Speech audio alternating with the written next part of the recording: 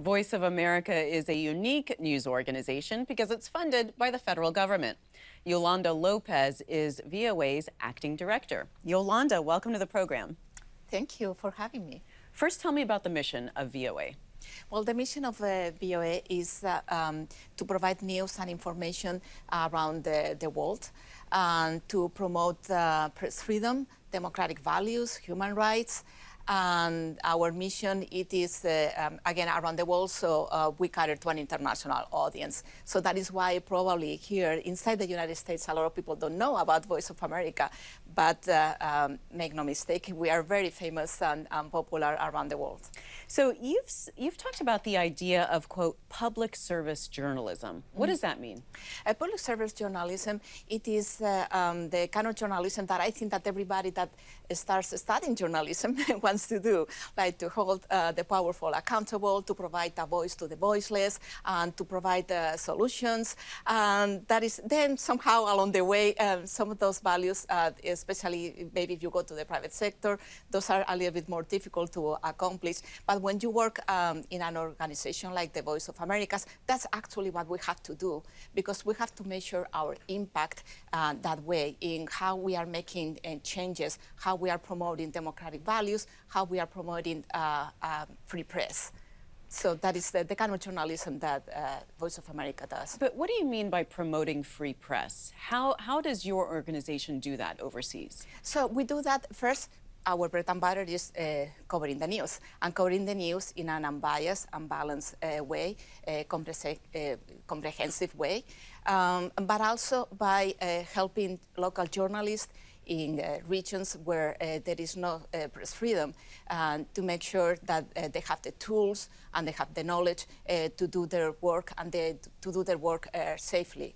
And we also promote free press by in regions like, by instance, we are present in China, in Iran, in Russia. Obviously, these are regions where there is no press freedom, but we try to reach those audiences. And it's dangerous as well for journalists. And it is dangerous. So we have to provide these tools to our journalists to make sure that they are safe while doing their work, but also to our audiences. We provide them with circumvention tools so they can reach our content safely, because in some countries, to read, to hear, to listen, to access our content is dangerous. So we have to protect our audiences as well. Circumvention tools, how? How do you get around censorship? Oh, you get around censorship with, again, with those circumvention tools that we provide our audience, where they can download like VPNs, things like that, tools like that, where they can access our content, not only our content, but they can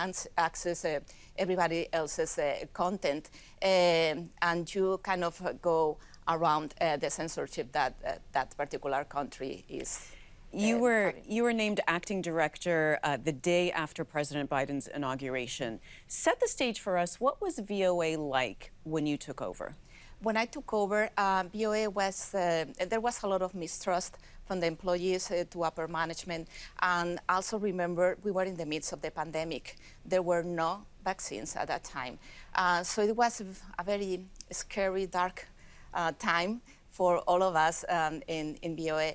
But the thing is that because I had been working at VOA at that time for more than 5 years, it was really took over and hit the ground running.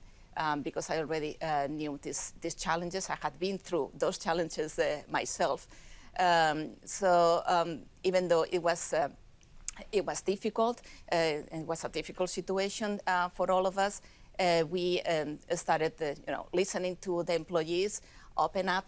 The management, all the managers opened up to everyone.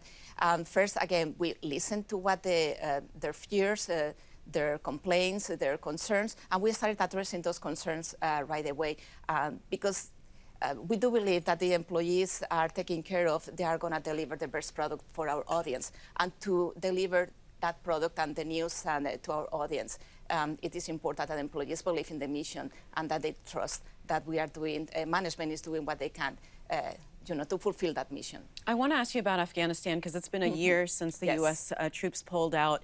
How did you help get VOA journalists out of Afghanistan safely?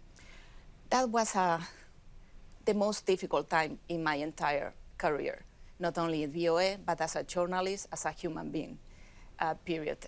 It was very, very difficult. There are still some things that I'd rather not to talk to because of privacy and confidentiality and safety concerns for our journalists.